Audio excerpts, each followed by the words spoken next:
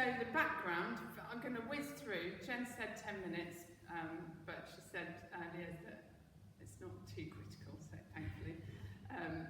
But it would be great if we could have a bit of interaction, and feel free to interrupt and ask questions as I'm talking, or we can talk afterwards, or you can ask questions at the end, whatever.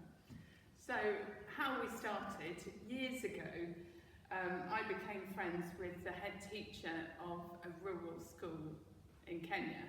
Totally weird, random situation.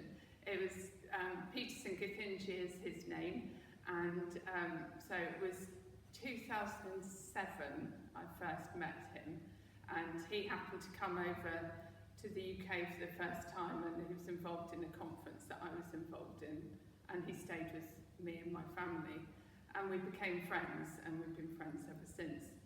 And when my kids were really small at the time, they're now in their early 20s, but I was making, I think not all of them were even started at school, but I was making packed lunches for the kids, and how kids often kind of complaining about what goes in their lunch. And I said to Peterson, what do the children in your school have?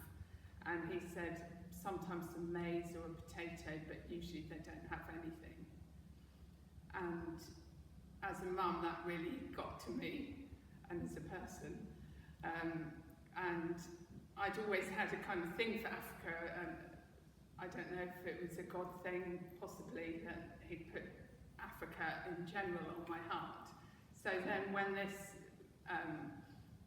friendship started, there was always something in the back of my mind that maybe this was God kind of bringing about a route by which this Africa thing could be addressed.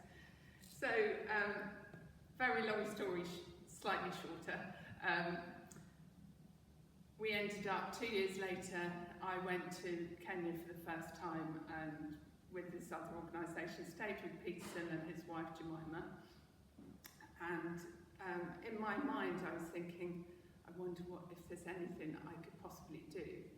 And anyway, long story short then, we ended up starting to feed the children in Peterson's school. I didn't say that he'd also told me some of the children fainted at school from hunger. So feeding them at school was a really key thing.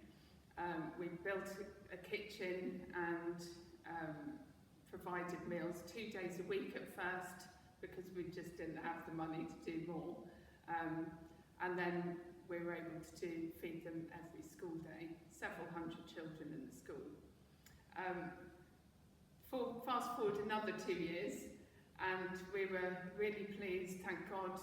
The provision had been there, we'd established the charity, and people had started to support us. So we were able to feed the children every day. But we realised that actually there's this thing called donor dependency, if you've come across that. And we'd created a situation where these children, these parents, were dependent on us feeding them. And that didn't seem right from lots of different perspectives. So we prayed and we asked the community, what do you need from us to not need us anymore? And they said, basically, they're all subsistence farmers and they needed to get more out of their land. So you can see the two elements on this poster thing. You can see children eating, and you can also see farming. So the bottom picture there is some of the parents in their training. So we started training the parents in improved agriculture. And so, I'm trying to rush through the whole story because we're still 10 years ago at this point.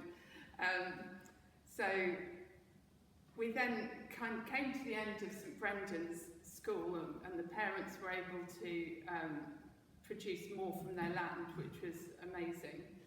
And we thought, okay, well, either we leave it there and say that was useful, or we look for a way to help more communities. So at that point, Colin joined us, and I'd worked with Colin before with Christians Against Poverty locally.